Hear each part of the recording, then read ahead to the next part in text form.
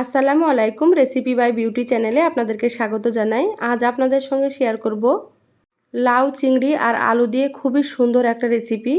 এই রেসিপিটাই একবার খেলে বারবার খেতে চাইবেন, এতটাই সুন্দর হয় খেতে। তো অবশ্যই আপনারা স্কিপ না করে পুরো রেসিপিটা দেখে নেবেন। আশা করছি এই রেসিপিটা আপনাদেরকে খুবই ভালো লাগবে এবং সহজ মনে হবে। আমার চ্যানেলে নতুন হলে চ্যানেলটা সাবস্ক্রাইব করার অনুরোধ রইল। বেল বাটন অন করে রাখবেন পরবর্তী ভিডিও নোটিফিকেশান পাওয়ার জন্য।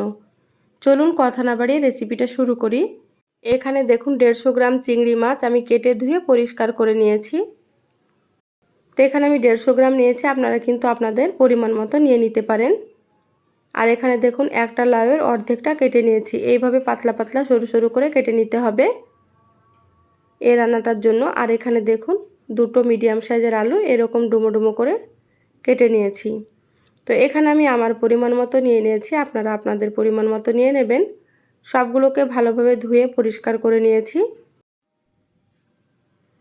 এবার এখানে দেখুন একটা বাটি নিয়েছি, দিয়ে দিলাম হাফ চা চামচ জিরা গুঁড়ো, হাফ চা চামচ এখানে ধনিয়া গুঁড়ো দিয়ে দিলাম, হাফ চা চামচ লাল মরিচের গুঁড়ো, হাফ চা চামচ দিয়ে দিচ্ছি হলুদ গুঁড়ো, হাফ চা চামচ দিয়ে দিচ্ছি এখানে কাশ্মীরি মরিচের গুঁড়ো। কাশ্মীরি মরিচের গুঁড়োতে ঝাল হবে না, আমি কালারের জন্য দিয়ে দিলাম, আপনারা চাইলে এটাই স্কিপ করতে পারেন। এবার আমি সামান্য পরিমাণে একটু পানি দিয়ে দিচ্ছি। এবার মশলাগুলোকে খুব ভালোভাবে মিশিয়ে নেব পানির সাথে। খুব ভালোভাবে মিশিয়ে নিলাম, এটা হয়ে গিয়েছে, সাইডে রেখে দিচ্ছি। এবার গ্যাস অন করে কড়াই দিয়ে দিলাম, দিয়ে দিচ্ছি এখানে আমি 3 টেবিল চামচ সরষের তেল। তেলটা হালকা গরম করে নিচ্ছি। এবার এখানে আমি কেটে রাখা চিংড়ি মাছগুলো দিয়ে দিলাম। হাফ চামচ এখানে লবণ দিয়ে দিলাম, আর দিয়ে দিচ্ছি হাফ চামচের থেকে একটু কম হলুদের গুঁড়ো। এবার চিংড়ি মাছগুলো নেড়েচেড়ে একটু ভেজে নেব হালকা করে। চিংড়ি মাছ কিন্তু খুব বেশি ভাজলে ভালো লাগে না। আমি এখানে চিংড়ি মাছগুলো 40 থেকে 50 সেকেন্ড মতো ভেজে নিচ্ছি। চিংড়ি মাছগুলো দেখুন ভাজা হয়ে গিয়েছে, আমি হালকা করে ভেজে নিলাম। এবার তুলে নিচ্ছি। আপনারাও কিন্তু এইভাবে হালকা করে ভাজবেন, তাহলে খেতে ভালো লাগবে। আর বেশি ভাজলে কিন্তু চিংড়ি মাছগুলো শক্ত হয়ে যায়, ভালো লাগে না খেতে। ওই তেলের মধ্যে আমি আলুগুলো দিয়ে দিচ্ছি। আমি এখানে আলু দিয়ে রান্না করছি, আপনারা চাইলে আলু ছাড়াও কিন্তু রান্না করতে পারেন। একই রকম পদ্ধতিতে আপনারা করতে পারেন, শুধু আলুটা বাদ দিয়ে দেবেন।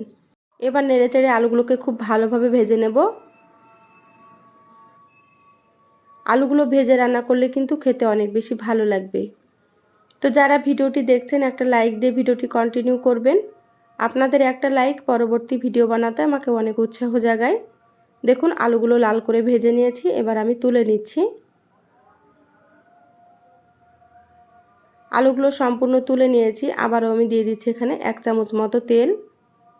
এখানে দিয়ে দিচ্ছি একটা তেজপাতা আর গোটা গরম মশলা, 3টে দিয়ে দিলাম এলাচ, আর 3 টুকরো দিয়ে দিলাম দারুচিনি, আর 3টে দিয়ে দিলাম লবঙ্গ, হাফ চামচ দিয়ে দিলাম কালো জিরা। এবার এগুলোকে হালকা একটু ভেজে নিচ্ছি সুন্দর একটা ফ্লেভার আসা পর্যন্ত। মশলাগুলো ভাজা হয়ে গিয়েছে। প্রথমে যে মশলাটা আমি পানি দিয়ে গুলিয়ে রেখেছিলাম সেই মশলাটা এখানে দিয়ে দিলাম। এবার নেড়েচেড়ে মশলাটা খুব ভালোভাবে কষিয়ে নেব। দিয়ে দিলাম এখানে স্বাদ মতো লবণ।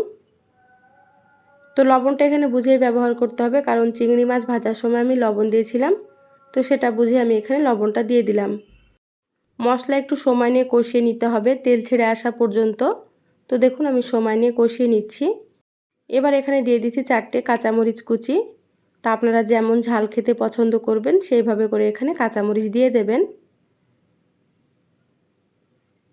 দেখুন মশলা সুন্দরভাবে কষানো হয়ে গিয়েছে, মশলা থেকে তেল ছেড়ে দিয়েছেন, দেখতেই পাচ্ছেন আপনারা। এইভাবে আপনারা একটু সময় নিয়ে কষিয়ে নেবেন। এবার এখানে আমি কেটে রাখা লাউগুলো দিয়ে দিচ্ছি। আমার চ্যানেলে আরও অনেক রেসিপি আছে, চাইলে আপনারা আমার রেসিপিগুলো দেখে আসতে পারেন। কিছু রেসিপির লিংক আমি আই বাটনে দিয়ে দেব, আপনারা সেখান থেকেও দেখে নিতে পারেন। দেখবেন আমার রেসিপিগুলো আপনাদেরকে ভালো লাগবে। লাউগুলো মশলার সাথে খুব ভালোভাবে নেড়েচেড়ে মিশিয়ে নিচ্ছি।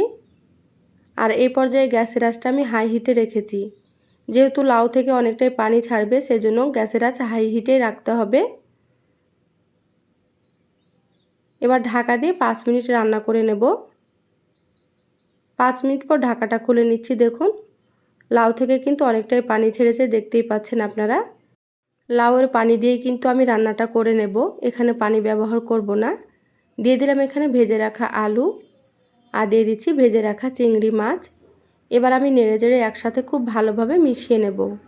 তো যারা ভিডিওটি ইউটিউব থেকে দেখছেন প্লিজ চ্যানেলটা সাবস্ক্রাইব করে চ্যানেলের সাথেই থাকবেন, বেল বাটন অন করে রাখবেন, তাতে করে আমি যখনই ভিডিও আপলোড করব আপনারা সবার আগে নোটিফিকেশান পেয়ে যাবেন।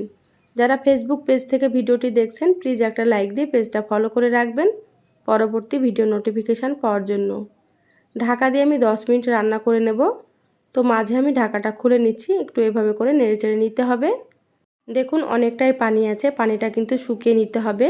লাউয়ের পানিতে আলু চিংড়ি এবং লাউ খুব সুন্দর মতো সেদ্ধ হয়ে যাবে। আবার আমি ঢাকা দিয়ে দিচ্ছি। এই রান্নাটা একটু সময় নিয়ে মিডিয়াম আঁচে করে নিতে হবে আর মাঝে মাঝে ঢাকা খুলে নেড়েচেড়ে নিতে হবে।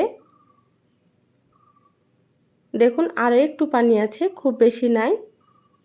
আলুগুলো সেদ্ধ প্রায় হয়ে গিয়েছে আর লাউগুলোও কিন্তু সেদ্ধ হয়ে গিয়েছে।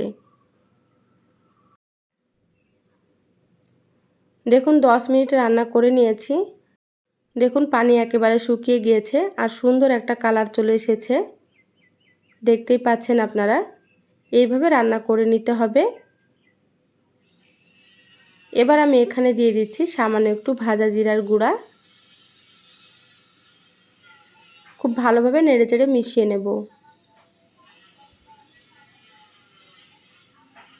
দেখুন রান্না হয়ে গিয়েছে। এবার আমি গ্যাস বন্ধ করে দিলাম, ঢাকা দিয়ে 5 মিনিট রেখে তারপরে আপনাদেরকে আমি সার্ভ করে নিয়ে দেখাচ্ছি। দেখুন 5 মিনিট পর আমি প্লেটে ঢেলে নিয়েছি। কালারটা দেখুন কত সুন্দর হয়েছে, খেতে কিন্তু খুবই ভালো হয়। আপনারা অবশ্যই একবার হলো এইভাবে লাউ রান্না করে খেয়ে দেখবেন। যারা লাউ রান্না খেতে পছন্দ করেন না তারাও কিন্তু পছন্দ করবে। তো রেসিপিটা কেমন লাগলো অবশ্যই চ্যানেলের কমেন্ট বক্সে কমেন্ট করে জানাবেন। ভালো লাগলে লাইক দিয়ে যতটা সম্ভব ভিডিওটা শেয়ার করে দিবেন। সবাই ভালো থাকবেন, সুস্থ থাকবেন। ফিরে আসবো আবারও কোনো নতুন রেসিপি নিয়ে। ধন্যবাদ সবাইকে। আল্লাহ হাফেজ।